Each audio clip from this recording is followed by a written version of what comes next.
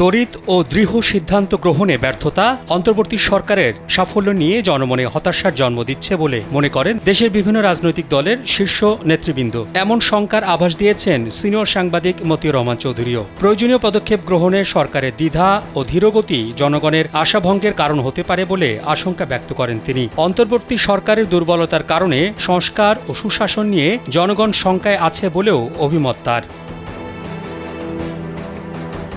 অন্তর্বর্তীকালীন সরকারকে দুর্বল মনে করে সাংবাদিক মতিউর রহমান চৌধুরী বলেন, বাংলাদেশের প্রেক্ষাপটে প্রশাসন পরিচালনার সক্ষমতা ডক্টর মোহাম্মদ ইউনূসের নেই। তিনি অত্যন্ত ভালো মানুষ, আর ভালো মানুষ দিয়ে দেশ চালানো কঠিন। কারণ হিসেবে একদিকে তিনি নোবেল বিজয়ী, অন্যদিকে তিনি সরকার প্রধান। এই দুই কারণ দেশ পরিচালনায় বড় বাধা হয়ে দাঁড়িয়েছে। সম্প্রতি বিএনপি নেতা আমির খসরু মাহমুদ চৌধুরী বলেন, ছাত্র জনতার গণ অভ্যুত্থানের পর আমরা বলতে পারছি এটা আমার বাংলাদেশ। শেখ হাসিনা পলায়নের পর আমরা একটি নতুন বাংলাদেশ পেয়েছি, যেখানে মানুষ নতুন করে চিন্তা করছে। এখন মানুষ মুক্তভাবে বাঁচতে চায়, চলতে চায়। অন্তর্বর্তীকালীন সরকারকে বলবো, আপনারা মানুষের ভাবনাকে অগ্রাধিকার দিয়ে ঐক্যবদ্ধভাবে দেশের সমস্যা সমাধানে এগিয়ে আসুন। তা না হলে মানুষ আপনাদের উপর থেকে আস্থা হারাবে। নাগরিক ঐক্যের সভাপতি মাহমুদুর রহমান মান্না বলেন, অনেকেই নানা প্রস্তাব নিয়ে হাজির হচ্ছে। শত শত প্রস্তাব আসবে, কিন্তু সরকারকে ঠিক করতে হবে এই সময়ে দেশ ও দেশের জনগণের মৌলিক প্রয়োজন কি, সেটা নির্ধারণ না করলে সঠিকভাবে আপনারা আগাতে পারবেন না।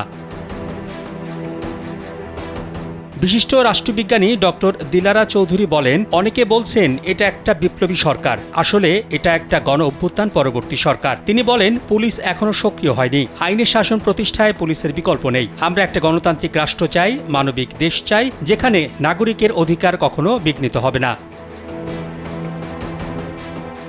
গণসংহতি আন্দোলনের সমন্বয়ক জোনায়েদ সাকি বলেন, 2 মাস একটি সরকারের মূল্যায়নের জন্য যথেষ্ট নয়। তবে এই সরকারকে বুঝতে হবে, জাতির জন্য যে সমস্ত ছাত্র জনতা অকাতরে জীবন দিয়েছে তাদের ভূমিকা অনন্য। সেই শহীদদের প্রতি আমাদের কর্তব্য আমরা পালন করছি কিনা।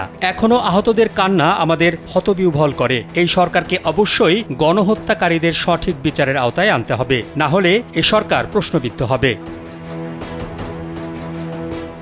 এদিকে অন্তর্বর্তী সরকারকে দুর্বল সরকার বলে মন্তব্য করেছেন বাংলাদেশ খেলাফত মজলিসের মহাসচিব আল্লামা মামুনুল হক। এই সরকার একটি দুর্বল সরকার এবং সম্মিলিত সবার ফসল। তিনি বলেন, আমরা চাই না আবার ফ্যাসিবাদ কোনোভাবে সরকারকে ব্যর্থ প্রমাণ করে দিক।